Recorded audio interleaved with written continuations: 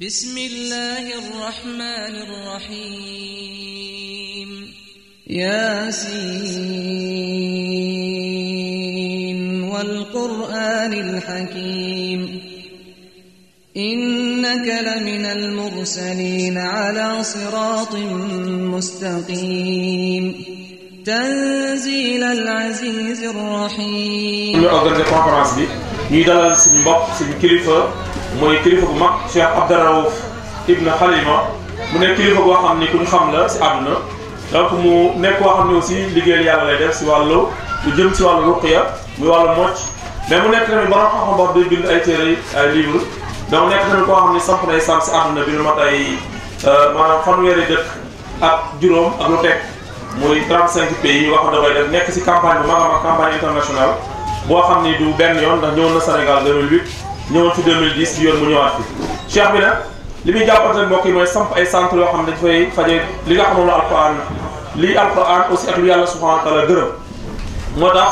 donc bi mu ñëwee Sénégal ñuy def ay conférence di def ay faj Dakar centre bi fa nekk dañ koy traité ak yeneen centre yu nekk si dëkk yi donc muy Dakar Kaolack Ziguinchor Richard Toll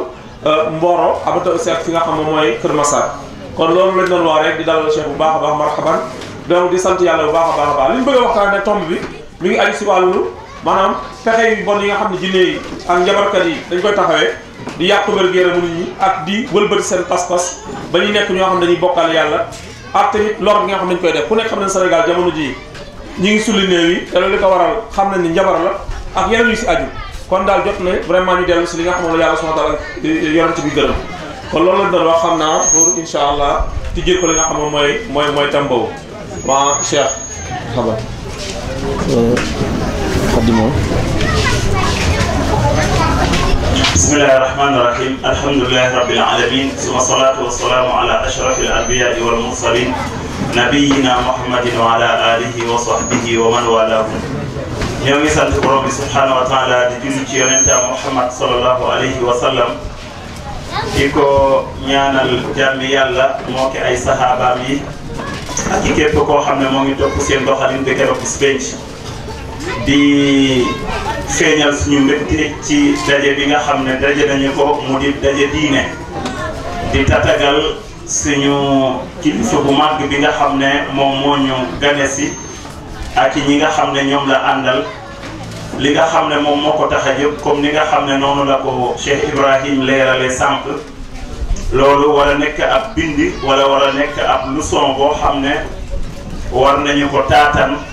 ci ay xel yoo xam ne yu ubbeeku la waaye ay xol yoo xam ne yu am yëg-yëg la ñaan assistant bi ñu gën a bàyyeewaat xel tekkaaral ak dal loolu moom mooy gën a valoriser li nga xam ne moom lay wax mbir bu dee daf laa dikkal te yombul occasion boobu bu présenté woo war ngaa fexe li nga xam ne moom moo la taxa bàyyi sa yitte mën a teewe loolu le nga bee ci sa war ni mu jaadoo kon ñoo ngi encouragé bu baax a baax ñi nga xam ne ñoom ñoo yor organisation bi ñu bàyyi xel xale yi ci ginnaaw ne ñu utal leen fi ñuy toog parce que fa ñu toog nee du seen place fa ñu toog noonu du seen place ñu xoolal leen fu ñuy toog ñi nga xam ne ñoom ñoo ñëw pour jariñu ñu ànd ak yar ak li nga xam ne mooy tekkaaral ak dal gan bu la ganesee war nga ko wan yar bu mat sëkk dana tax xam-xam bi nga xam ne moom lay wane loolu nga mun ci jariñu bu baax a baax a baax kon du ñu guddal ñu ngi leen di bàyyee xel ne exposé bi 1 heure de temps lay diire 1 heure de temps lay diire parce que bu paree am na yeneen liggéey yu mu war a defaat su paree fii kon 1 heure de temps du lu yàgg ñu fexe mute téléphone yi def ko noo xam ne du déranger ak yi yeneen ak yeneen ak yeneen kon ñoo ngi bàyyee xel loolu le di ubbee kàddu gi di woo suñu benn mbokk mu jàngal ñu ay aaya bu paree rek cheikh bi incha allahu dana war a mën a commencer moom nag mu ngi koy defee ci langue français mu ngi koy defee ci langue français cheikh bi nga xam ne moo toog wetam ne di Cheikh Ibrahima Fall moom moo koy traduire ba ñu mun ko dégg loolu noonu lay demee kon ñu ngi woo suñu mbokk mi as mu jàngal ñu ay aaya yu tënku ñu barkeeloo ko ci jotaay bi ñu mën a commencer liggéey bi insha allah bismillah. أعوذ بالله من الشيطان الرجيم بسم الله الرحمن الرحيم واتبعوا ما تتلو الشياطين على ملك سليمان وما كفر سليمان ولكن الشياطين كفروا يعلمون الناس السحر وما أنزل على الملكين ببابل هاروت وماروت وما يعلمان من أحد حتى يقولا إنما نحن فتنة فلا تكفر فيتعلمون منهما ما يفرقون به بين المرء وزوجه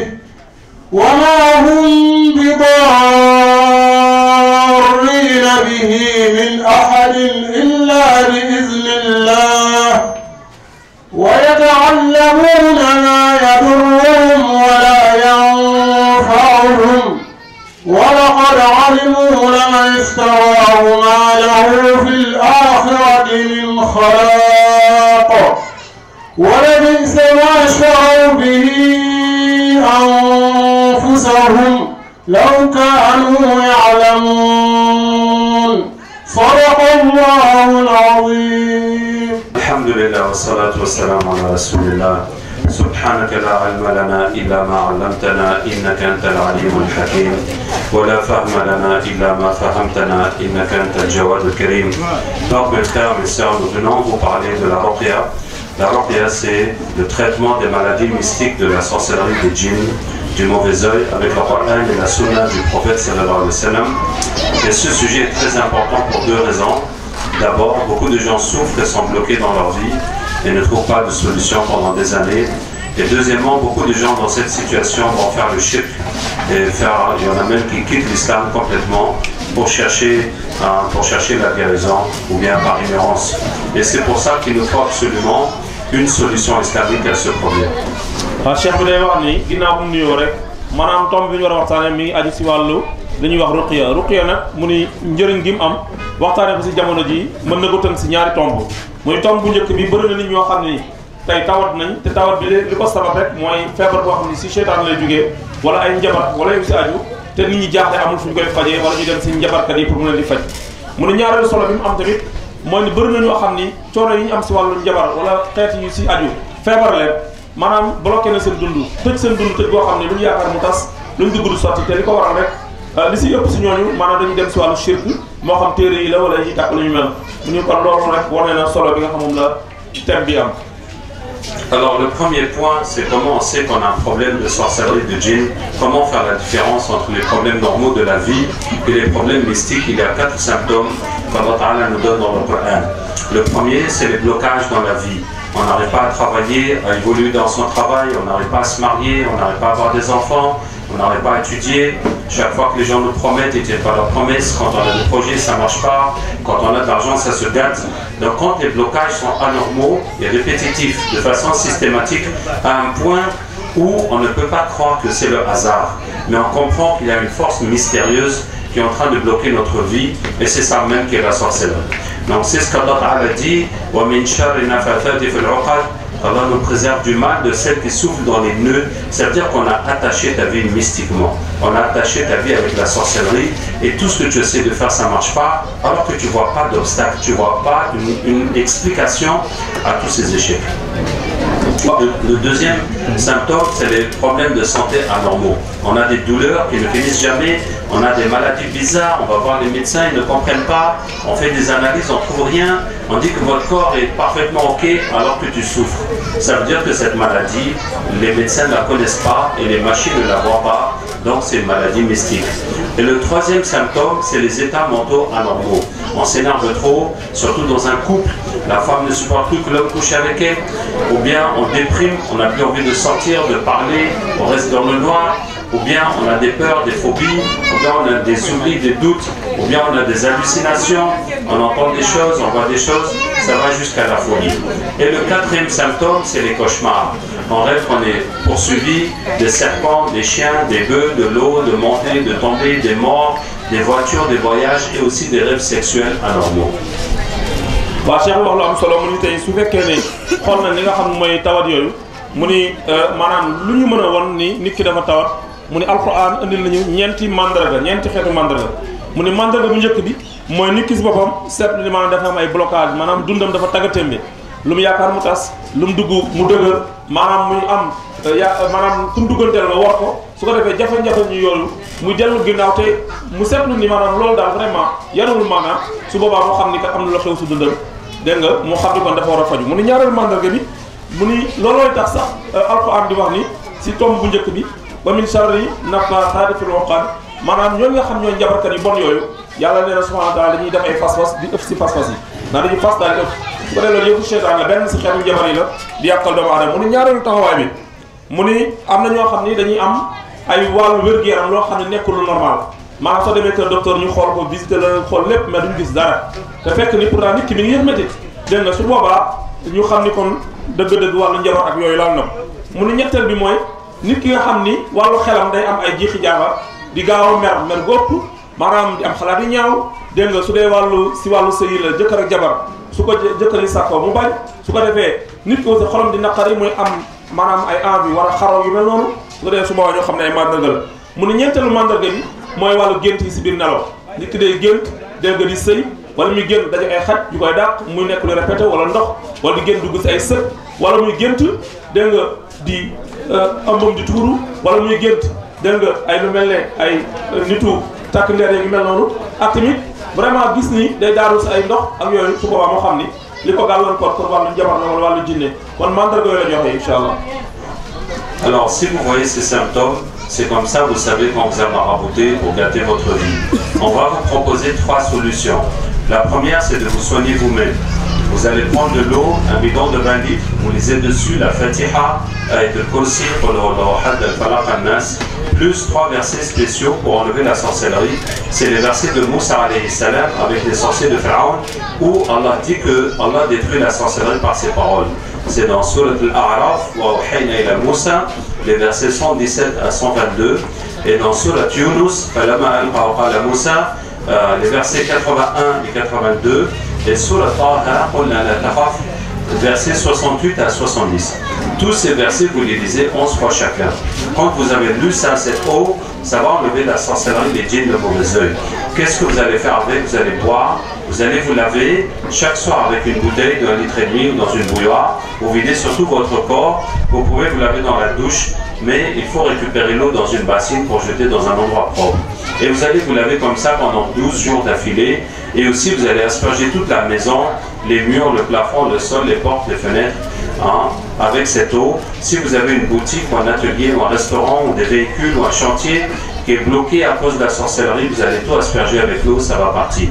Donc ce qu'il faut comprendre, c'est que lire le Coran dans l'eau pour boire, se laver, asperger la maison, c'est beaucoup plus efficace que simplement lire. Que de t'asseoir chez toi dans ta boutique et lire, ça ne va pas suffire pour enlever la sorcellerie des djinns qui est là-bas. Donc quand tu vas asperger avec l'eau, ça va tomber sur la sorcellerie comme l'eau qui tombe sur le feu.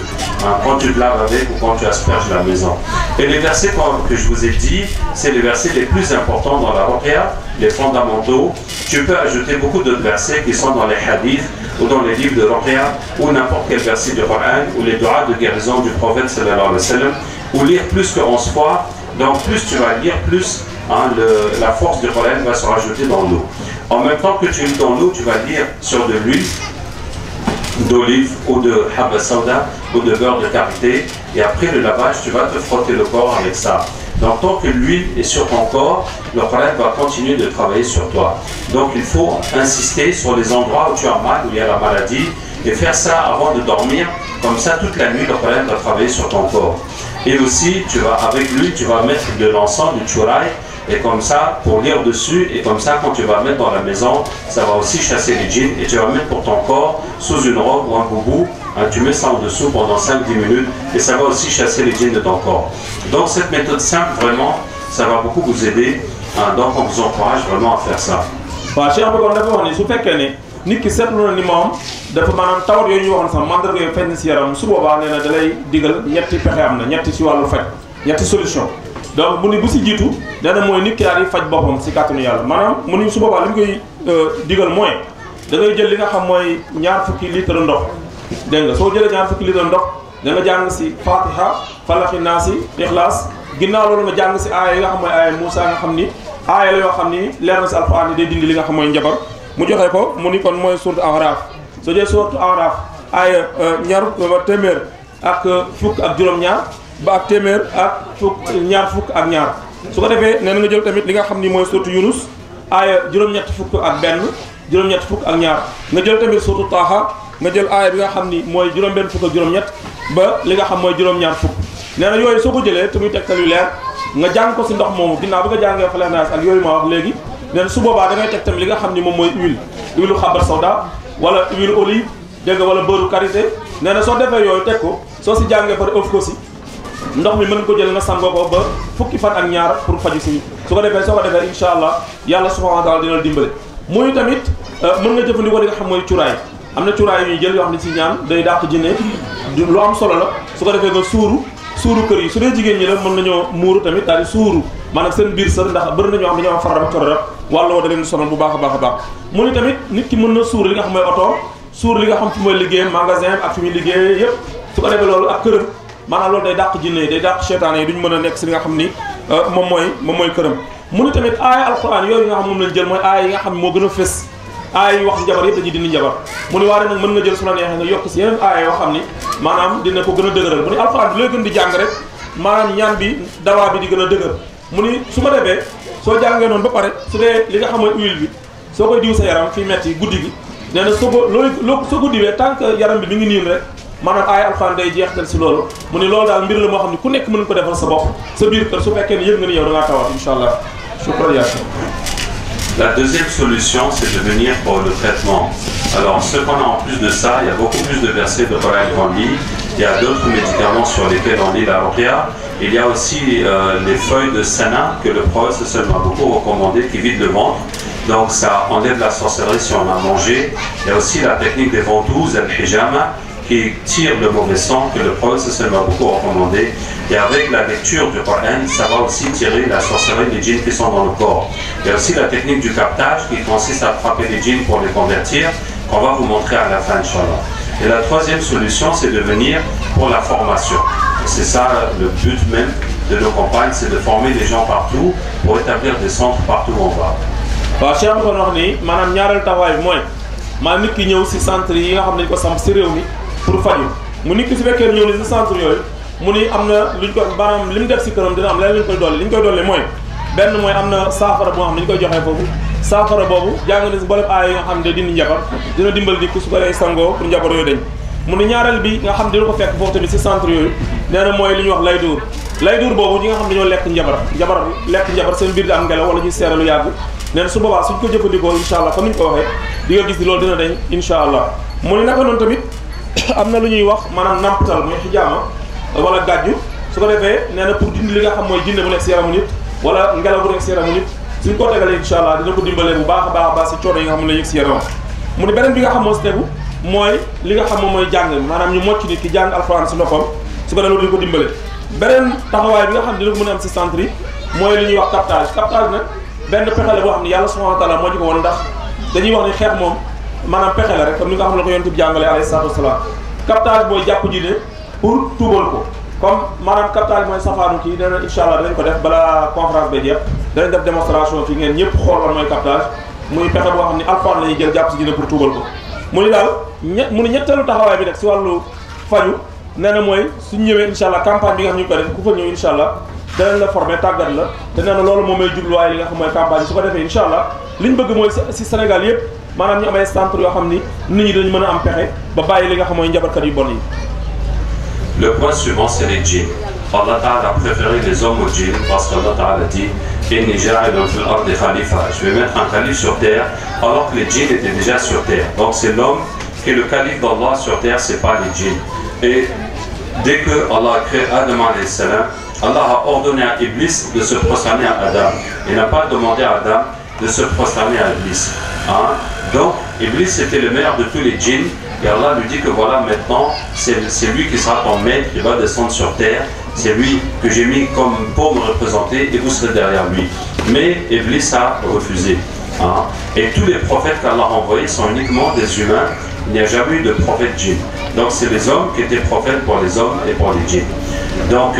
c'est pour ça que les djinns, on ne doit pas les craindre, on ne doit pas les vénérer, on ne doit pas penser qu'ils sont puissants ou qu'ils peuvent nous aider. Et on va vous expliquer que quelle que soit la façon qu'un djinn attaque un humain, on peut toujours le vaincre, on peut même le tuer. waaw Cheikh wax lu am solo mu ni beneen tomb bi mooy wàllu jinne yi mu ni li muy njëkk a leeral mooy jinne yàlla subhanahu wa taala doomu aadama la teg si kaw jinne te loolu leer na yàlla dafa teral doomu aadama si kaw jinne mu ni loolu tax maanaam mu def ki nga xam mooy aadama alayhi salaatu wasalaam mu nekk ki nga xam mooy xalifaam si kaw suuf kon nga xam ni kon te waxul ni benn yoon ni jinne yi ñoom ñoo ne xalifa doomu aadama loolu waxu ko mu ni loolu tax ñun ñu leen di jiite mësta am benn yonent boo xam ni yonent jinne la yonent doomu aadama moo am nekk yonent si doomu aadama yi nekk yonent si nga xam moom mooy jinne yi mu ni bi nga xam ni wax na Iblis maa yàlla subhanahu wa ta'ala wax na malaayka ñu sujjóotal Adam nee na ñoom ñëpp ñoo sujjóot ba mu des ki nga xam moom mooy Iblis mu dëkk ki nga xam mooy noonu ki nga xam mooy doomu aadama mu ni looloo tax maanaam jinne kenn du ko jaamu kenn waru ko ragal kenn waru di ko defal ay sarax wala ay tuur wala ay xàmb wala yu si aju kon loolu tomb boobu la Cheikh leeral.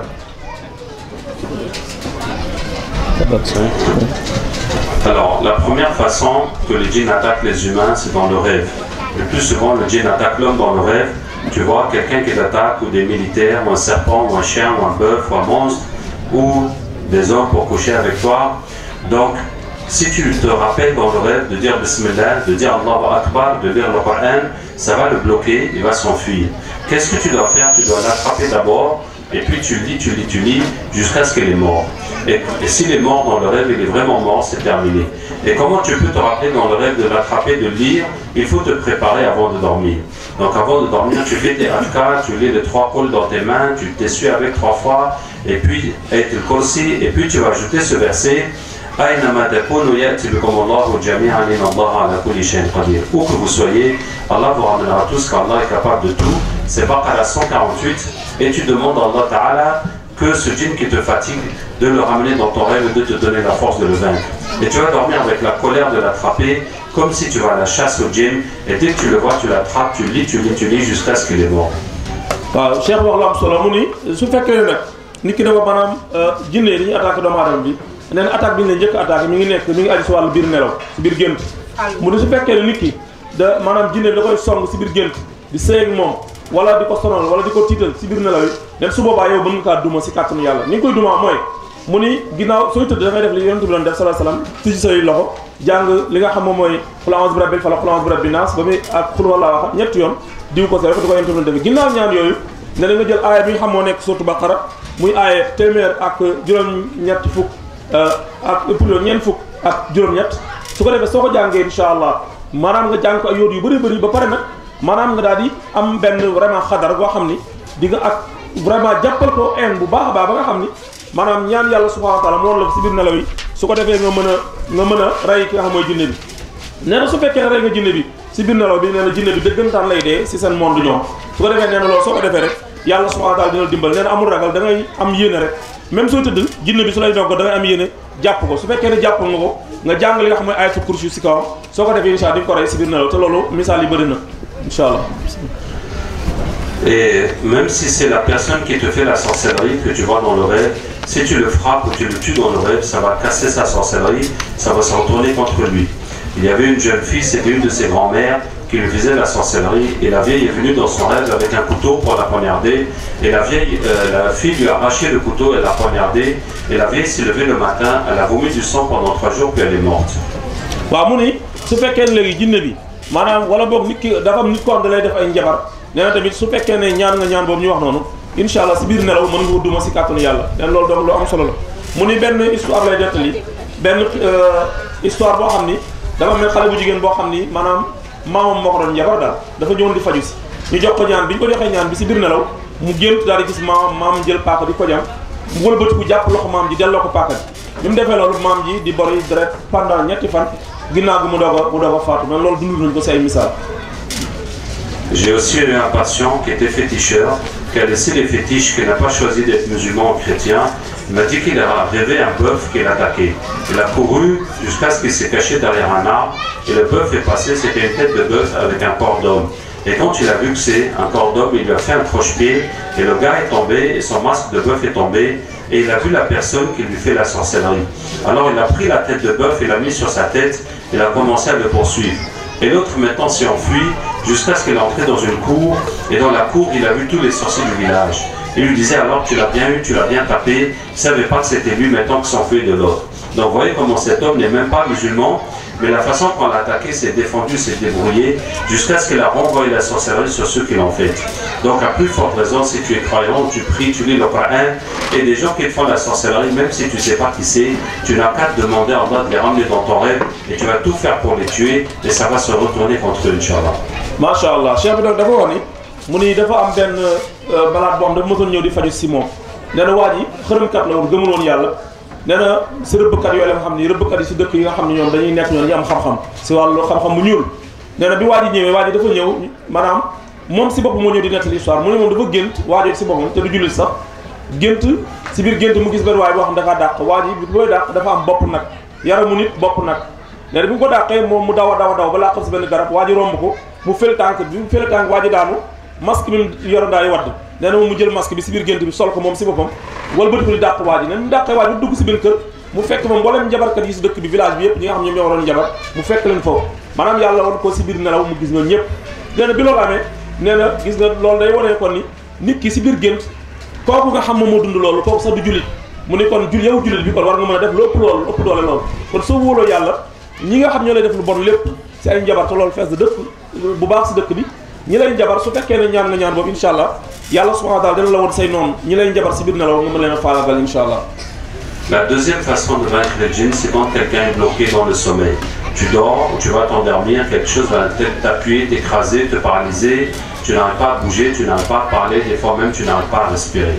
Donc, qu'est-ce que tu vas faire? D'abord, tu vas l'attraper. Comment tu vas l'attraper alors que toi-même tu es paralysé? Tu vas serrer les mains, tu essaies de serrer les mains même un peu comme ça, avec l'intention de l'attraper. Dès que tu as serré les mains, tu commences à lire dans ta tête. Puisque ta langue est attachée, tu laisses la langue, tu lis dans ta tête Allahu la ilaha illa huwa al-hayyul qayyum et aussi jusqu'à ce que ta langue se détache. Et tu continues à lire à voix haute et tu serres les mains, tu lis jusqu'à ce qu'il est mort ou bien qu'il s'est enfui. waaw mu ni beneen taxawaay bi nga xam moo lañ mën a duma li nga xam mooy jinne bu lay sonal wala di fitnaal nee na mooy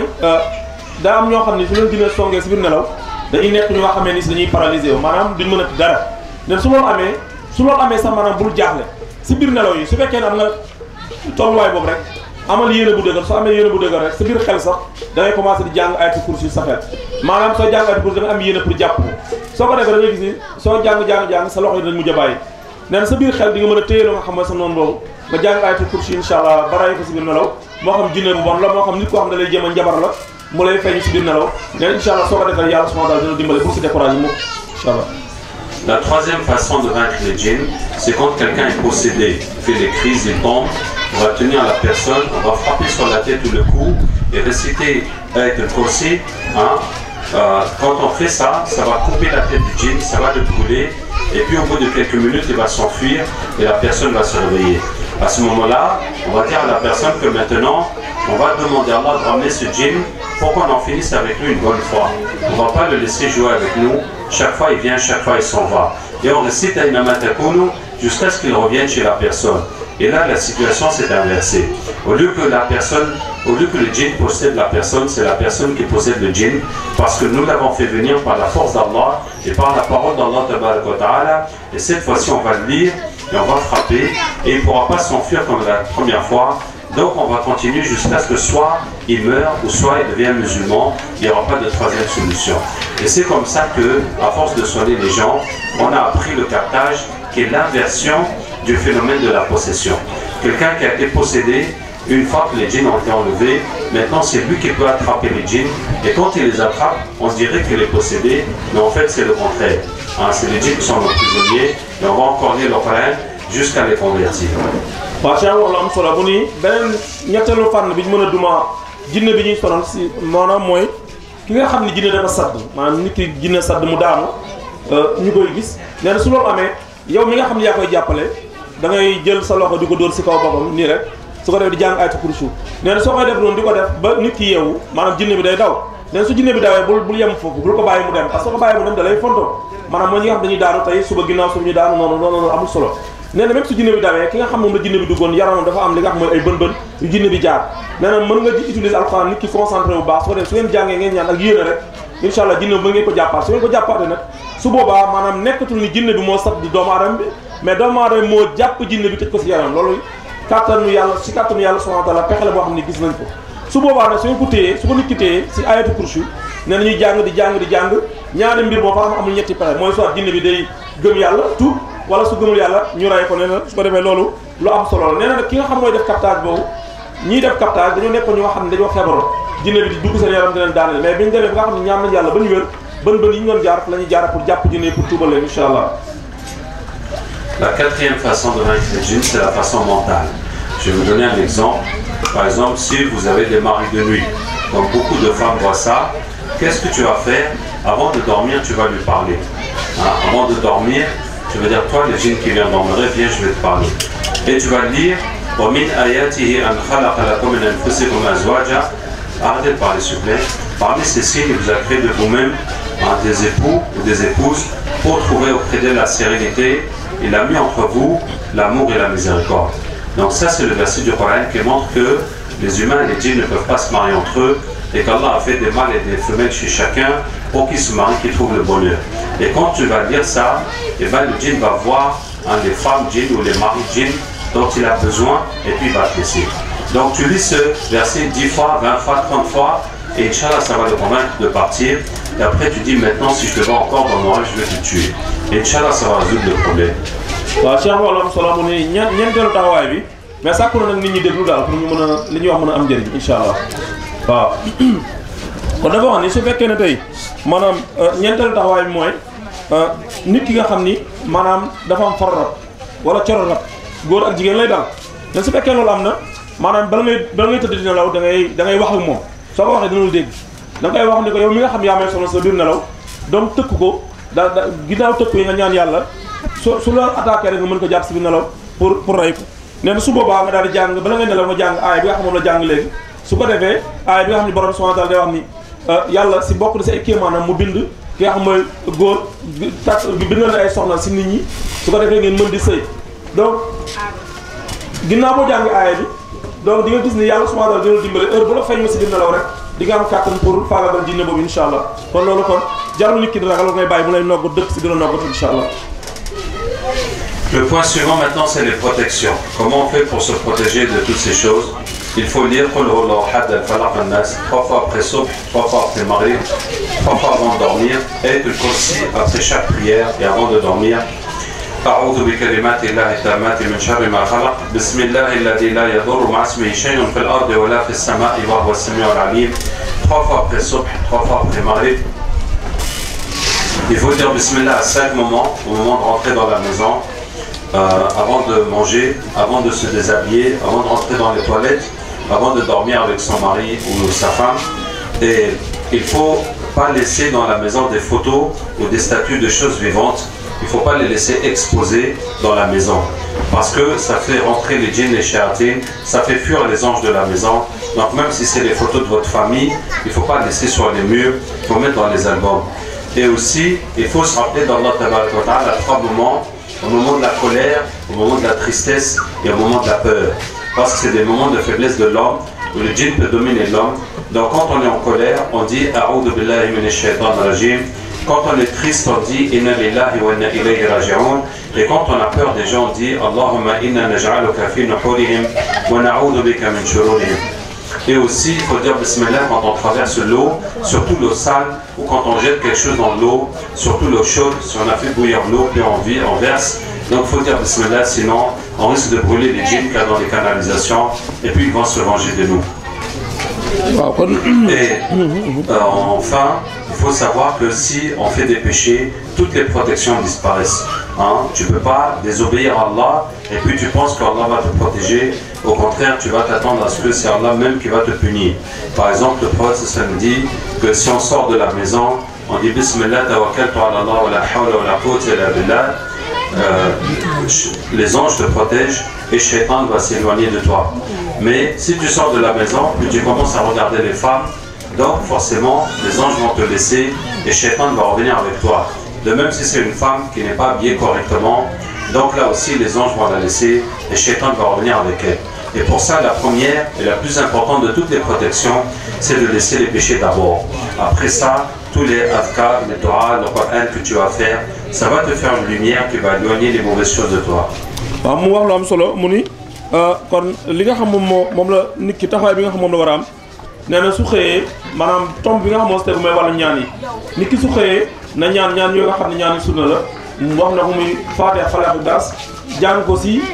juróomi waxtu yoo nga xam nit ki mën na ko julli naka noonu tamit mu ni su xëyee daal di ñaan yoo xam ne yu xam la donc muslu yàlla a'uuzu bi kalimaatillaahi taammaati min sharri maa xalaq ñetti yoon bismillaahi llazii laa yadurru ma'a ismihi shay'un fil ardi wa laa fis samaa'i wa huwa ñetti yoon su ko defee dem tamit ginnaaw loolu nga jàng li nga xam moom mooy ayat kursi beneen bi aussi maanaam bala ngay tëdd tamit nga ñaan mais nee na aussi am na ay taxawaay yoo xam ay jotaay yoo xam nit ki war na fa ñaan bokk na jotaay yooyu lu mel ne nit ki suy lekk wax bismillah suy naan wax bismillah suy simmeeku wax bismillah suy dugg si këram wax bismillah ak ñaan bi nga xam ne yonent bi sallallahu alayhi wasallam jàngale naka noonu tamit suy jigéen wala góor bi suy dajee ki nga xam mooy borom këram si wàllu sëy su ko defee tamit mu ñaan pour musu seytaan mu ni beneen tomb bi mooy li nga xam mooy aju si wàllu photo yi photo jinne dañ si laaxatu jinne yu bon yi te yonent bi jàngale sallallahu alayhi wasallam moo tax sa biir néeg ngay taf ay photo yooyu loolu yonent bi dafaa tere sallallahu alayhi wasallam ndax day indi seytaan si biir li nga xam mooy kër yi dégg nga su ko defee ñu bàyyi ko xel nee na photo daal soo ko amee mën na yem si li nga xam moom mooy album mais su weesoo foofu donc kon war a ko mën a def feneen mooy tamit am na ñetti taxawaay yoo xam ni su ko nit ki dee dund da see war a ñaan dafa war a moytu sax avant mu fi àgg mooy mer ndax soo meree ba mu ëpp seytaan mën na la dugg su fekkee da nga ragal ba mu ëpp seytaan mën na la dugg mais su fekkee ne tamit maanaam sa xol dafa jeex loolu ñuy wax tristesse ba mu ëpp tamit seytaan mën na la dugg moo tax mu ne su fekkee ne sa xol dafa jeex lool maanaam nga am lu la metti lool su boobaa da ngay wax inna lillahi wa inna ilayhi raji'un su fekkee ne tamit da nga nekk koo xam ne da nga ragal wala da nga tiit su ko defee tamit da nga war a dellu si yàlla subhanahu wa taala wax a'uuzu billahi minash shaytaanir rajiim su ko defee da ngay nekk koo xam ne donc di nga mucc si nga xam mooy seytaan mu ni beneen bi nga xam moo si teg mooy soo romb fi nga xam ne moom mooy fu ñu tuur ay mbalit yi seytaan dafay romb ak ndox yi salte yi su ko defee foofu seytaan dafay fréquenté ba nga xam ni sooy jaar suñu mel noonu da ngay wax bismillah wala nga jàng li nga xam mooy ayatul kursi mu ni tamit beneen tomb bi mooy li nga xam mooy bàkkaar nee na mën nga ñaan mais ñaan lu mu bëri te defoo ay góorgóorlu si wàllu bàyyi li nga xam mooy bàkkaar nee na yàlla da lay bàyyi seytaane moo tax mu joxe misaal mu ni te su fekkee nga génn sa kër nga ñaan yàlla subhanahu wa ta'ala da lay boole malayka yi ñu lay aar mais nga romb benn xale bu jigéen mu sol ne ko sul noonu wala sax góor bu sol lu ko deex nga xool boobu ngooy xool da ngay am bàkkaar soo ko xoolee rek jamono ngi am bàkkaar rek nee na malayka yi dem nañ seytaane mën na la song kon loolu lu am solo la bismillah. Maintenant le point suivant c'est le shirk. Alors il y a malheureusement pas mal de shirk chez les musulmans, des choses qu'on croit que c'est l'islam alors que c'est complètement le contraire de l'islam. Le premier c'est les sacrifices pour les djinns. Si on vous dit d'égorger un mouton noir en poulet rouge, ce n'est pas pour Allah parce que Allah Ta'ala n'a pas besoin de ces couleurs. C'est les djinns qui posent ces conditions. Et quand on leur fait ces sacrifices, c'est une adoration pour eux. Voilà, l'autre jour on a attrapé un djinn dans l'école à Kafrim qui fait tomber les filles de l'école et dit que, je dis bon, qu'est-ce qu'il faut pour régler le problème? Il dit il faut égorger un mouton blanc avec une tache noire sur l'œil. Et puis je lui ai fait parler, il dit que oui, il travaille pour Iblis et il demande ça pour que les gens adorent le diable. Donc c'est pour nous ramener tous dans l'animisme et le fétichisme. mu ni beneen tomb bi mooy wàllu bokkaale yàlla subhanahu wa taala mu ni bokkaale yàlla nag moom day tëjji buntu seytaan ndax mu ni jullit ñi dañuy am lu bëri lu ñuy def loo xam dañuy jàpp ni jaamu yàlla la fekk loolu jotewul ak lenn jaamu yàlla bokkaale yàlla la mu ni tey benn bi muy jiital si yu mel noonu nee na mooy maanaam sarax yi ñuy def te pour seytaan tax wala tuur yi nga xam ne dañ koy def su ko defee yooyu dafa nekk mbir yoo xam ne mbiru seytaan la ndax yàlla soxlawul loolu muy misaal bi mu siy joxe mooy tey soo xoolee dañuy wax yenn saa ne la rayal xar bu weex wala xar bu ñuul wala nangam wala saraxel nangam yooyu soo ko defee jinne yu bon yi nga koy defal nente loolu da lay génnee si li nga xam moom mooy diine mu ni misaal bi mu si joxee mooy bi mu jaaree Kaffrine xam nga campagne bi Ziguinchor la jógee jaar Kaolack def fu nekk semaine dooga ñëw Dakar suñu jógee dem Richard-Toll ginnaaw loolu doon continuer ay Mali Côte d'Ivoire donc moo tax mu ni bi mu àggee Kaffrine dafa am école boo xam ne si mooy comme xale yi nga xam ne jinne dañ leen sadd si école yi dañoo demoon si benn école boo xam ne jinne dañuy sadd ñi nga xam ne xale yu jigéen yi nen bi ñu jàppee jinne bi ni ko lu tax muy def loolu jinne bi dani dafa bëgg ñu rayal ko benn xar boo xam ni xar bu weex la te bët bi ñuul gis nga ka nga xam kon loolu te def nañ ko si dëkk yu bëri loolu xeeti xërëm la yoo xam soo ñu ko defal dañuy gën a am doole si kaw nit ñi te loolu waruñu leen ko defal. Le deuxième shirk, c'est utiliser les noms des djinns dans les dhikr et les dua et les écritures. Alors, si vous trouvez un dua ou un dhikr avec des noms bizarres, qu'on n'a jamais entendu dans le Coran ou dans le Hadith, il ne faut jamais utiliser ça. Parce que personne ne peut inventer des noms d'Allah qui n'ont pas existé avant. Et on ne peut pas prendre des noms qu'on ne comprend pas pour mettre dans le dhikr. Une fois, on était dans une ville, on a été reçu par le deuxième imam. Il a dit que vraiment, il est content, qu'il veut apprendre avec nous, que lui aussi fait la ruqya. Il a un dua pour sortir les djinns des gens qu'il a eu depuis ses pères et ses grands-pères, qui sont tous des grands imams. Et quand il dit ce dua, vraiment, le djinn s'enfuit de la personne en même temps. Mais dedans, il y a des mots qu'il ne comprend pas. Jamharouch, Kashkouch, Bashbouch, des choses comme ça. Je dis que nous on ne peut pas utiliser ces choses-là. Et quand on dit ce qu'on ne sait pas, on ne sait pas que ça peut être. Et il m'a dit effectivement que l'imam Malik a dit qu'est-ce que tu sais, ça pourrait être la mécréance quand tu dis des choses que tu ne comprends pas. Je dis mais voilà, toi-même tu dis que l'imam Malik a interdit ça et pourtant tu le fais.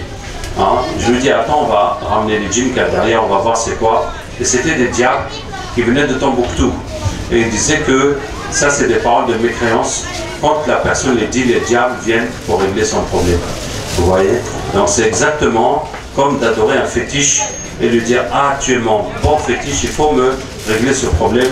Et dès que tu dis ça, les diables viennent courir pour t'aider comme ils peuvent, pour que tu crois que vraiment le fétiche ça marche. Et c'est pour ça que l'humanité a toujours adoré les fétiches. Donc c'est ça, c'est le nom des djinns. Et vous voyez que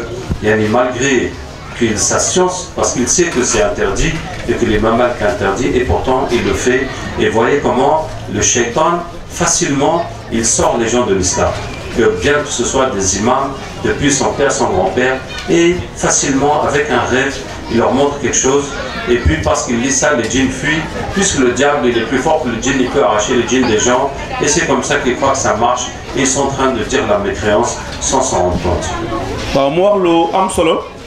mu ni ñaaral beneen taxawaay bi tamit mooy ne dafa nett li benn histoire mu ni dafa mas a dem si benn dëkk bi mu demee si dëkk bi mu gisante benn imam si wàllu faj nee na imam bi ni ko dëgg la bëgg na ñëw ñu formé ko mu faj waaye moom sax dèjà am na ñaan boo xam ni mi ngi ko jëlee si ay maamam dañoo amoon xam-xam si ñoom da ko doon ne mu ni ñaan boobu su ko ñaanee jinne su nekkee si doomu aadama jinne bi day daw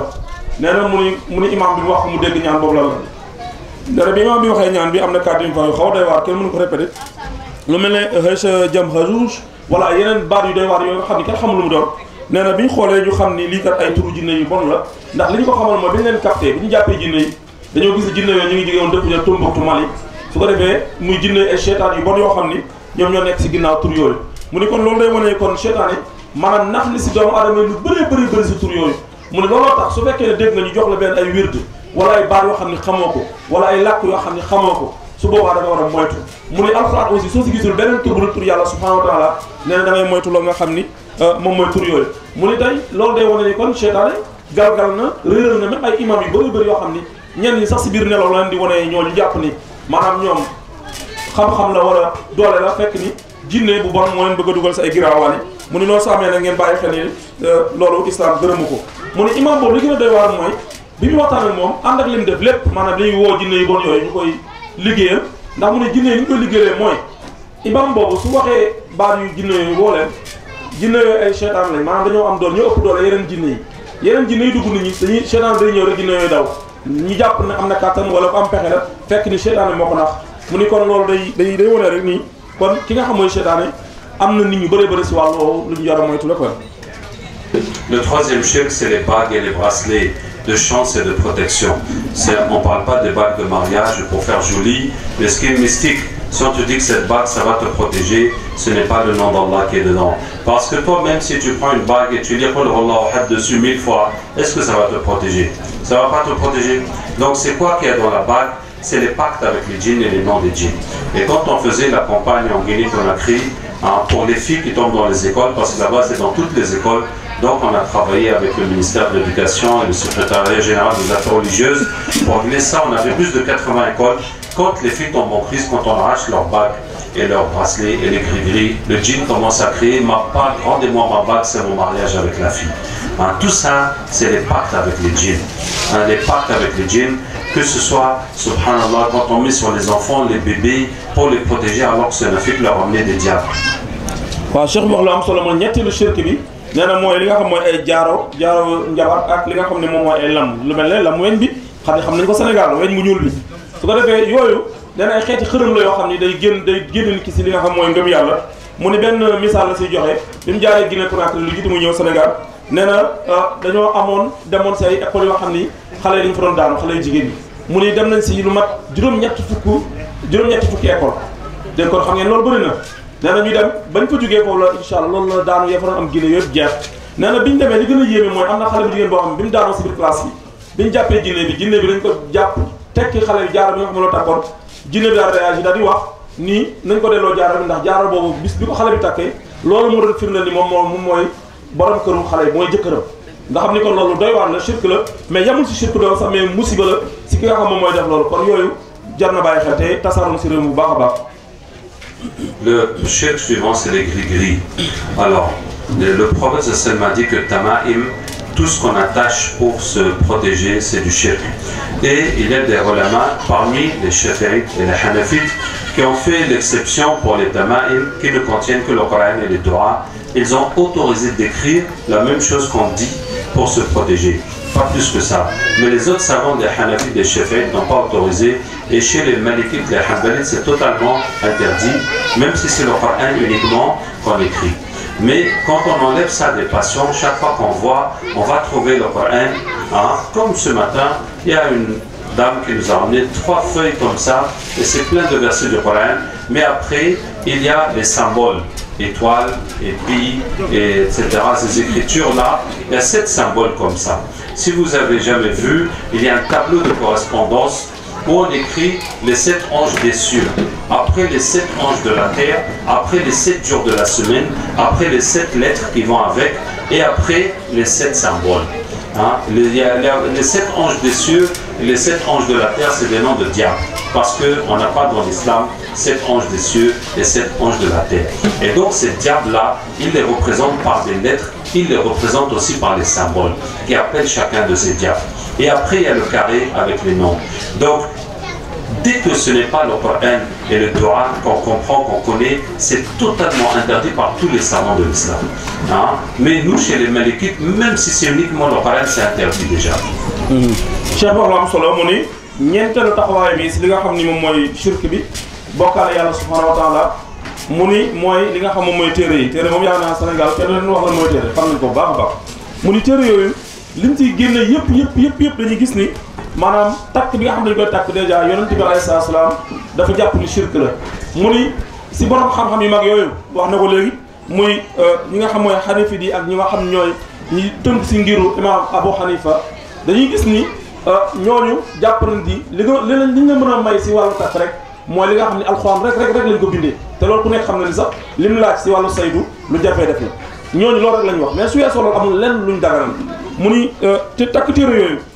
maanaam téere yi soo xoolee li si nekk si biir yenn saa ñu jël alxuraan boole seet ay biddiw boole seet li nga xam ni mooy li ñuy wax carré magique boole si ay mbir yoo xam ni ay xaatim la ñu xam ko si réew mi su ko defee su boobaa affaire seytaan la mu ni di nga gis ab benn xaatim boo xam ni soo xoolee dañuy bind alxuraan ba pare si suuf ñu def li nga xam mooy xaatim bi def si li nga xam mooy li ñu tuddee juróom-ñaari malaayka yi saytu kaw asamaan juróom-ñaari malaayka yi saytu kaw suuf te noonu loolu amul mu ni loolu lépp tur ya soo jëlee seen tur ya ay turu seytaan la fekk ni loolu la nit ñi di woo ak tamit juróom-ñaari bis yi nga xam moo am si biir semaine bi mu ni kon loolu day firndeel rek kon ni jamono jooju ñoom li ñuy jaamu moom mooy nga xam mooy seytaan nee na nag malheureusement doy na waar loolu da nga gis ñi nga xam ne ñooy waajur yi ñuy jël di ko takkal seen doom yu ndaw yi ay lam yu ñuul yi la wala ay jaaro la su ko defee loolu yaatu la kon fi ñu jeexalee rek mooy lépp leeral loolu xam nañ ni jaaral bu tas si réew mi la moo xam si wàllu wërsëg la ak yëpp dañuy jàpp loolu shirk la yoo xam day xëcc seytaan yi te day tax nit ki daal di ñàkk li nga xam mooy ngëm yàlla. Le cinquième type de shirk, c'est d'aller au tombeau des saints pour demander leur aide. Alors que lui, il est mort, il va t'aider comment? Que même s'il était vivant, tout ce qu'il peut faire pour toi, c'est du dua. Mais quand on meurt, il n'y a plus de dua que la personne peut faire ou des prières. Hein? On était une fois, en Guinée-Conakry, il y avait une ville, comment ça s'appelle déjà? Bon, j'ai oublié. Mais il y avait un cimetière spécial pour les grands imams et les grands saints, puis c'est fermé, puis on va visiter exceptionnellement. Donc on est parti voir, on a fait le captage là-bas, et le premier djinn qui est venu, je dis toi tu fais quoi? Dis-lui il est ici pour aider les gens. Tous les gens qui viennent pour raconter leurs problèmes, pour chercher la guérison, pour chercher la solution, c'est lui là-bas qui va essayer de les aider hein, pour qu'ils croient que vraiment les saints là, vraiment ça marche et vraiment ça guérit. waaw mu ni juróomi taxawaay bi bu ñu wanee li nga xam ne wàllu shirk bokkaale yàlla subhanahu wa taala nee na mooy dem si ay bàmmeel ay sët di ñaan ñi nga xam ñoo fa tëdd muy loolu donc bokkaale yàlla la ndax ñooñu fa tëdd ñoom dañoo soxla ku leen ñaanal mais du ñoom ñoo lay fajal say aajo mu ni nit ki su fekkee day dund li mu mën si yow mooy mu ñaanal la yàlla subhanahu wa taala mais su faatoo amul lu koy fekk foofu lu rek yu baax yi ak lañ koy ñaanal mu koy fekk ak jëf ju baax ju mu defoon mu ne misaal bi ñu si joxee nee na Guinée-Conakry dañoo dem si benn dëkk boo xam ni bi ñu demee si village bi maanaam dañoo dem si sëg yi bi ñu demee si sëg yi sëg la yoo xam ni dañ fay suur mooy nit ñu baax ñi nit ñu mag ñi ak yi nga xam ne si moom mooy imam yi mooy ay kilifa nee na bi ñu demee foofu sëg la yoo xam dañ koy sàmm di ko saytu ndax ñu bëri dañ fay dem di ziare su ñu dem di ziare dañuy dem di fa ñaan te loolu bokkaale yàlla la nee na dañoo demoon ñoom dugg si biir sëg yi xool lu fa nekk bu ñu duggee foofu yaa def captage bi ñu defee captage ñu jàpp benn jinne boo xam fa la nekk mais bi ñu waraale jinne la lay def si biir sëg yi mu ni moom dafa ñëw parce que gis na nit ñi ñu ngi ñëw fa di ñaan comme nit ñi dañoo ñëw ba sëg yi di ñaan maanaam di ñaan ñëw fa dëdd moom mu ñëw pour gën leen a réeral maanaam ku ñaan mu jàpp ne day faj sa aajo ñuy am yaakaar jàpp ni effectivement ñëpp a tëdd ñoom ñoo leen di fajal seen aajo mu nekk shirk la boo xam bu doy waar la seytaane la bus. Alors je vais vous parler un peu comment les djinns font pour aider les gens. On était une fois chez un roi local en Afrique, et il m'a dit que depuis qu'il est devenu roi, il a trop de problèmes. Ses femmes sont malades, ses enfants sont nés handicapés. Il a envoyé une femme se soigner au Maroc. Le docteur a sorti une boule de sa tête. Il a dit une boule comme ça ne peut pas venir dans la tête d'un être humain. Alors on a ramené les djinns chez lui, ils sont venus dire nous sommes les gardiens du palais. J'ai dit vous êtes les gardiens du palais et pourquoi ces gens sont malades? Ils disent mais il faut bien qu'on soit payé. Ça veut dire que c'est les mêmes gens, c'est les mêmes djinns avec lesquels ses ancêtres ont fait les pactes pour gagner le pouvoir, pour dominer leurs ennemis, qui se nourrissent dans la santé de la famille royale. Tu vois? Donc tu veux être roi, voilà tes enfants sont handicapés. Tu veux l'argent, tu vas perdre la santé, etc. Ça veut dire que le djinn, il n'a pas le pouvoir d'ajouter quelque chose dans ta vie. Ce qu'il va te donner, il prend dans ta poche droite pour mettre dans ta poche gauche. Hein? waaw moom la am solo mu ni da leen bëgg a wax ni nga xam ne la jinne yi def pour may bon du sax may mais noonu la ko mën a waxee pour may nit ñi alal mu ni dafa mos a dem si tukkee bi si biir Afrique dañuy benn buur si campagne yi rek même dañuy benn buur nee na buur bi ku am alal la mais li gën a yéeme mooy njabootam dañuy feebar soxnaam dafa feebar ba ñu yóbbee kër docteur pour opérer ko ne bi ñu koy opérer ñu génne si bopp bi benn lumb benn bul mais bi ñu génnee bul bi médecin yi lii daal mënut a nekk lii mënut a génn si bopp bi nee na bi ñu ko jëlee ñu daa def captage pour jàpp jinne yooyu waaye li ñu gis mooy ni maanaam jinne yooyu bi ñu ñëwee ñu wax leen lan ngeen di def lan ngeen jotee buur bi dañ ne ñoom ñooy gardien li nga xam ni moom mooy palais bi nga xam ni loolu wax nañ ko ne ñu ne lan ngeen di si li ngeen di garde lan lañ leen di fay xam ngeen ay garde ñu ni ñoom li leen di fayee nag maanaam waa ji moo def njabar yi pour ñu ñëw mais li leen di fayee mooy day lekk wér-gu-yaram jinne day lekk wér-gu-yaramu nit yàlla may leen si loolu si maanaam leen yàlla bindee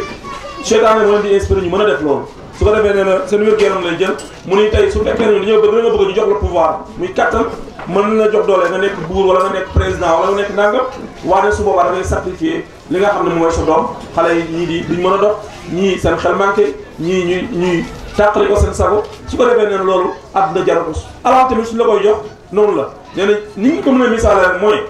maanaam seytaan jinne seytaan su lay jox alal day jëlee sa benn poche bi maanaam day jëlee sa benn poche jox la wala bu roccee ko fenn jox la mais loolu da ngay gis ni tey moom mënul jox doomu aadama lenn kon loolu mbiru seytaane la.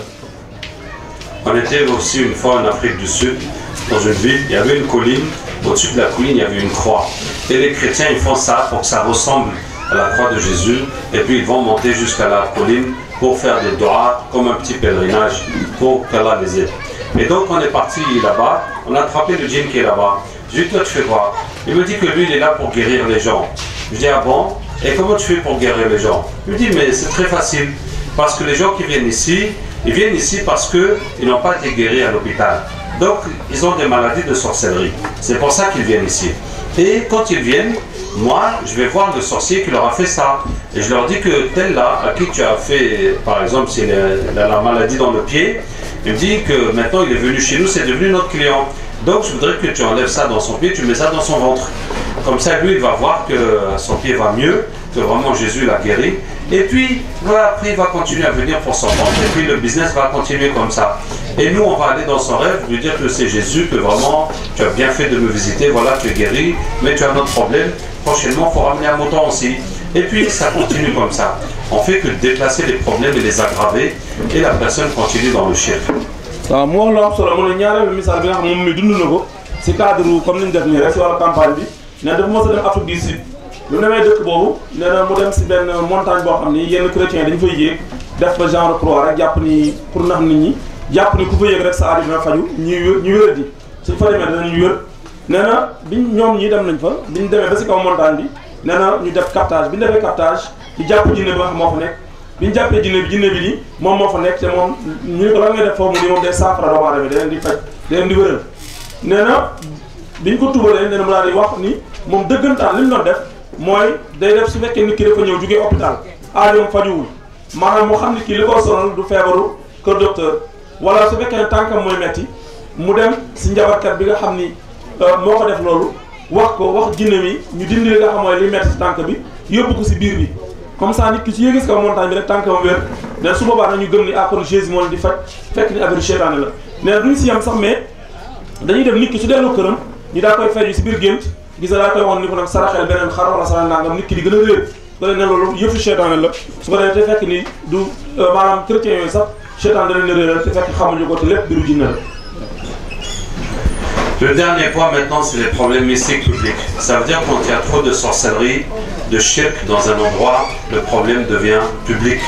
Comme c'est un endroit où il y a beaucoup de maisons qui puent, après c'est toute la ville qui pue. Même les maisons où il n'y a rien, ça va puer aussi. Vous voyez? Donc ça va faire quoi? Ça fait des écoles où les filles tombent, ça fait des routes où il y a des accidents, des morts anormales, ça fait des villages où la chance est complètement bloquée, personne n'arrive à réussir dans ce village, ça fait des zones qu'on ne peut pas construire ou qu'on ne peut pas cultiver, ça fait des projets de l'État que l'État n'arrive pas à faire, comme des ponts, des barrages, ça fait des marchés qui brûlent, ça fait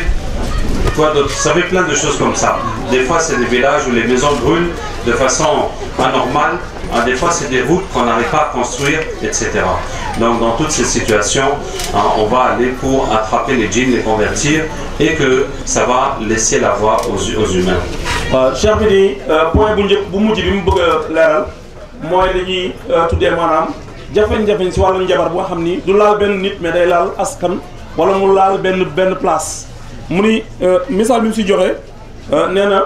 dañuy dem dëkk yoo xam ne si suñu demee soo da ngay gis kër yoo xam ne dëkk bi si boppam maanaam daanaka seytaane ñoo ko dëkkee loolu yaakaar naa moom junj leen a waroon xel dëkk yoo xam ni ay xamb yu dul jeex nee na day dem ba kër yi sax daanaka kër yi sax ñoo feebar nit ñi dañoo feebar jafe na nga dugg si benn kër boo xam doo gis ku feebar wala koo xam day lafañ wala koo xam day tàqali wa xelam wala lu kenn xamul daal nee na loolu dafa nekk loo xam lu bëri la wala nee na problème yooyu dem nañ si dëkk yoo xam ni maanaam tabax li nga xam ni moom mooy école soo ko defee jinne dañuy daal li nga xam mooy xale yu jigéen ñi mu nekk problème bu yaatu yaatu boo xam nañ ko fi nga xam mooy Sénégal mu ñu tamit da ngay gis ay dëkk yoo xam ni projet yi état bi yor maanaam lu mel ne ay tabax ay tali heure bu ñu bëggee tabax tali rek jinne yi taxawoon duñ ko def wala ñu yàq ko loolu xam nañ ko wala ay projet yoo xam ne dañu koy def si wàllu mbay dëkk yoo xam ni loo fa ji rek jinne yàq ko dara du fa sax mun loolu bëri na naka noonu tamit ay pont yu ñu bëgg a taxawal ñu koy daanal yaakaar naa gore gi amoon na problème boobu si ay jamono dégg nga muy naka noonu tamit mu nekk dëkk yoo xam ni lépp lu nga xam ni taxaw nga fa rek taxawal nañ ko mu nekk njëriñu askan yëpp jinne dañu ko dindi moo tax doon na nettali benn misaal rek ne am na dëkk wax ba ñu fa demee maa dañoo bëggoon tabax benn yoon jinne yi ñoo taxaw ni kenn du fa tabax yoon woon ndax dañu leen war a defal ay sacrifice defal li nga xam mooy tuur pour ñu mën ko autoriser kon loolu nekk numéro 1 moom la cheikh bi mujjee si tomb yi mu nekk lu doy waar te yaakaar naa am nañ solution mooy ñu dellu si nga xam ni mooy faj bi nga xam mooy alquran bi nga xam ne yonent bi sallam jàngale. Bien, donc maintenant on va faire le captage pour attraper les djinns et les convertir. On va faire pour vous tout ce qui est là. Et puis on nous a dit qu'ici il y a des baobabs qui sont des trembles et tout le monde a peur d'enlever les baobabs parce qu'ils ont peur que les djinns vont les attaquer. On va attraper tous ces djinns là, Inch'Allah. Il paraît aussi que les bouts, hein, ils ont beaucoup de, je sais pas quoi, d'odeur. Alors on va essayer de tout attraper, Inch'Allah. Mais tu vas le mettre où? Allez, viens ici.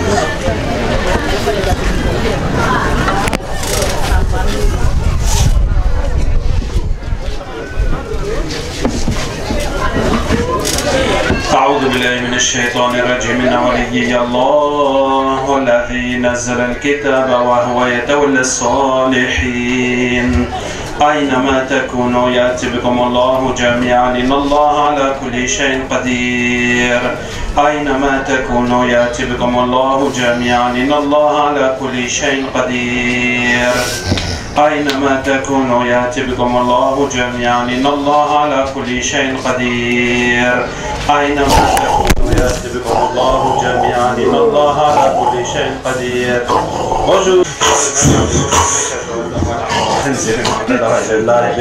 حرمت عليكم الميتة والدم ولحم الخنزير وعلى الغير الله حرمت عليكم الميتة والدم ولحم الخنزير وعلى الغير الله حرمت عليكم الميتة والدم ولحم الخنزير وعلى الغير الله حرمت عليكم الميتة والدم ولحم الخنزير وعلى الغير الله حرمت عليكم الميتة والدم ولحم الخنزير وعلى الغير الله حرمت عليكم الميتة والدم ولحم الخنزير وعلى الغير الله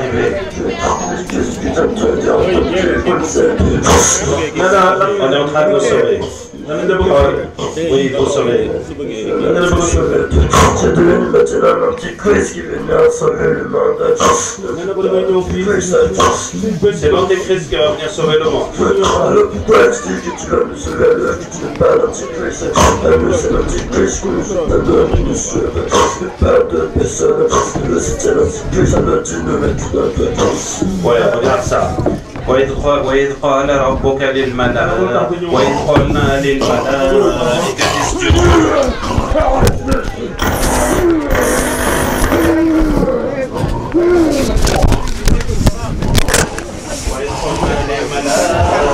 اسجدوا لآدم فسجدوا إلا إبليس كان من الجن ففسق عن أمر ربه وإذ قلنا للملائكة اسجدوا لآدم فسجدوا إلا إبليس كان من الجن ففسق عن أمر ربه وإذ قلنا للملائكة اسجدوا لآدم فسجدوا إلا إبليس كان من وإذ قلنا للملائكة اسجدوا لآدم فسجدوا إلا إبليس كان من الجن ففسق عن أمر ربه.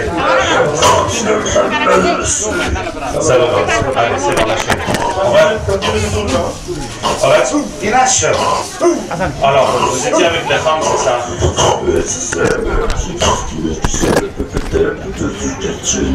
Ah, vous êtes les propriétaires de tout le quartier. Et qu'est-ce que vous faites avec les humains ici? C'est la mission de surveiller tout ce qu'ils font.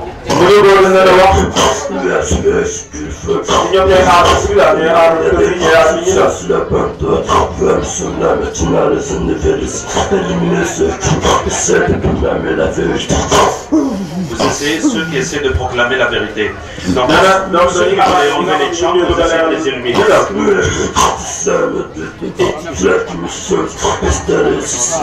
Vous êtes ici pour éliminer tous ceux qui essaient d'enlever les gens.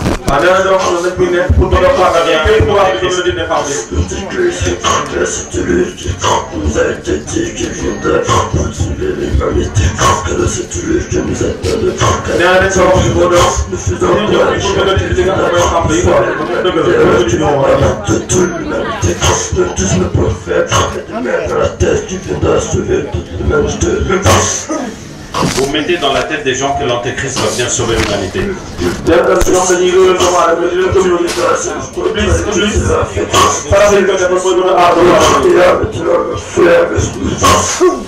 Allez, on va chercher tous les autres djinns qui travaillent.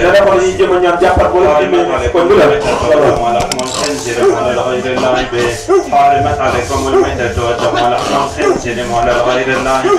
حرمت عليكم الميتة والدم ولحم الخنزير على غير الله به حرمت عليكم الميتة والدم ولحم الخنزير على غير الله به حرمت عليكم الميتة والدم ولحم الخنزير على غير الله به حرمت عليكم الميتة والدم ولحم الخنزير على غير الله به حرمت عليكم الميتة والدم ولحم الخنزير على غير الله به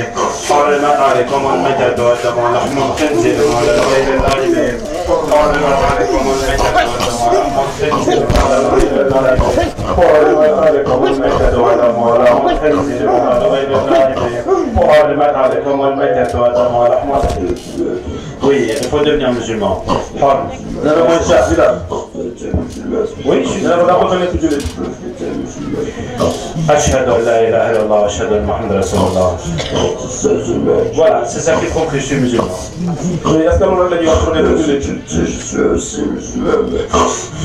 Vas-y, tu peux dire.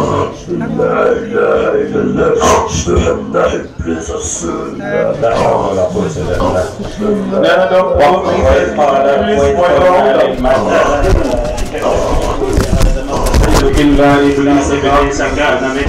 حرمت الميتة ولحم الخنزير حرمت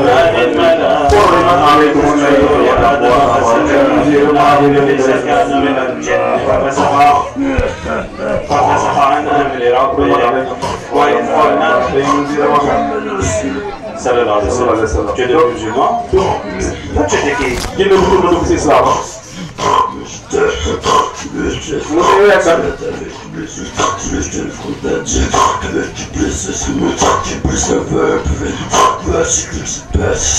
Ah, tu es le superviseur pour rendre compte à ce qui se passe ici. Allez, on va continuer tous les gens qui travaillent pour Iblis ici. حرمت عليكم الميتة والدم ولحم الخنزير على غير الله به حرمت عليكم الميتة والدم ولحم الخنزير على غير الله به حرمت عليكم الميتة والدم ولحم الخنزير على غير الله به حرمت عليكم الميتة والدم ولحم الخنزير على غير الله به حرمت عليكم الميتة والدم ولحم الخنزير على غير الله به حرمت عليكم الميتة والدم ولحم الخنزير على غير الله به حرمت عليكم الميتة والدم ولحم الخنزير على غير الله به حرمت عليكم الميتة والدم ولحم الخنزير على غير الله به حرمت عليكم الميتة والدم ولحم الخنزير على غير الله به حرمت عليكم الميتة والدم ولحم الخنزير على غير الله به حرمت عليكم الميتة والدم ولحم الخنزير على غير الله به حرمت عليكم الميتة والدم ولحم الخنزير على غير الله به حرمت عليكم الميتة. Ça y est, tout le monde est là. D'accord. Il n'y a plus de djinns qui défendent les femmes maintenant, qui défendent les là-bas.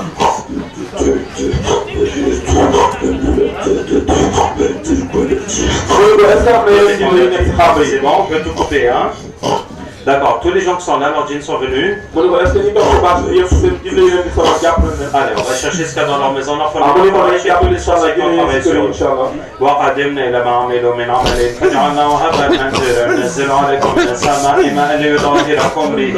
ويذهب عنكم رجز الشيطان وليربط على قلوبكم ويثبت به الأقدام فأتى الله بنيانهم من القواعد فخر عليهم السقف من فوقهم وأتاهم العذاب من حيث لا يشعرون براءة من الله ورسوله إلى الذين عاهدتم من المشركين قل إن صلاتي ونسكي ومحياي ومماتي لله رب العالمين لا شريك له وبذلك أمرت وأنا أول المسلمين وقدمنا إلى ما عملوا من عمل فجعلناه هباء منثورا وينزل عليكم من السماء ماء ليطهركم به ويذهب عنكم رجز الشيطان وليربط على قلوبكم ويثبت به الأقدام فأتى الله بنيانهم من القواعد فخر عليهم السقف من فوقهم واتاهم العذاب من حيث لا يشعرون بل عاهدت من الله ورسوله إلى الذين عاهدت من المشركين قل إن صلاتي ونسكي ومحياي ومماتي لله رب العالمين. سيد وما chercher les hypocrites et marabouts.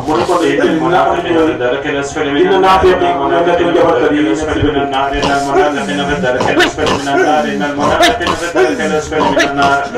المنافقين في الدرك الأسفل من النار المنافقين في الدرك الأسفل من النار المنافقين في الدرك الأسفل من النار. سيد on va penser encore des djinns comme ça de femmes. ومن آياته أن خلق لكم من أنفسكم أزواجا لتسكنوا إليها وجعل بينكم مودة ورحمة إن في ذلك لآيات لقوم يتفكرون. C'est bon, on va ramasser les sorciers. وإذا وقع من الأرض كلمهم إنما أمره إذا أراد شيئا يقول له كن فيكون. إنما أمره إذا أراد شيئا يقول له كن فيكون. إنما أمره إذا أراد شيئا يقول له كن فيكون. وكان حقا علينا نصر المؤمنين وكان حقا علينا نصر المؤمنين وكان حقا علينا نصر المؤمنين. فأرسلوا إلى الشيطان كيد الشيطان كان ضعيفا. السلام عليكم. Ça y est, ils sont partis. donc il est dem nañ donc ki doon defal donc moom lañ tuddee capteur jinne loolu la ñuy jàppee donc tuba leen si alxuraan donc loolu day wane rek kon ni alxuraan rek mooy dëgg yàlla rek moo am kàttan moom rek moo fi ne moom la ñuy jaamu incha allah duñ jaamu benn seytaan duñ jaamu benn jabarkat incha allah. Voilà, donc le premier djinn il était très dur parce que il dit que c'est le chef du quartier, c'est lui qui est responsable de tous ces khams, de tous ces baobabs, et leur travail c'est que tous ceux qui vont les critiquer et qui vont dire aux gens de laisser les khams, d'arrêter de les adorer, qu'ils vont les tuer. waaw mu ni jinne bu njëkk bi njëkk a jàpp donc moom def ni moom moo nekk si wàllu li nga xam ne xam yi bëgguñu pour dindi xam yi moo tax donc diñ leen jàppee nga gis xataraay bi affaire bi xaw na métti lool donc loolu day wane ko ni kon loolu affaire seytaan lu du dara mais ci alxuraan incha allah lu mënul amul ci wàllu woowu incha allah. Donc vous voyez, si vous avez peur des djinns et des diables, vous allez passer votre vie à les adorer, et même si vous êtes musulman, ça ne servira à rien du tout. mu ni kon loolu day firndeel rek ni su fekkee ne yéen seen dund yëpp da ngeen di nekk ragal seytaane moo xam jinne la wala njabarkat la maanaam kon dem seen dund yëpp da ngeen ko sant di leen ragal di leen jaamu fekk duñ dara.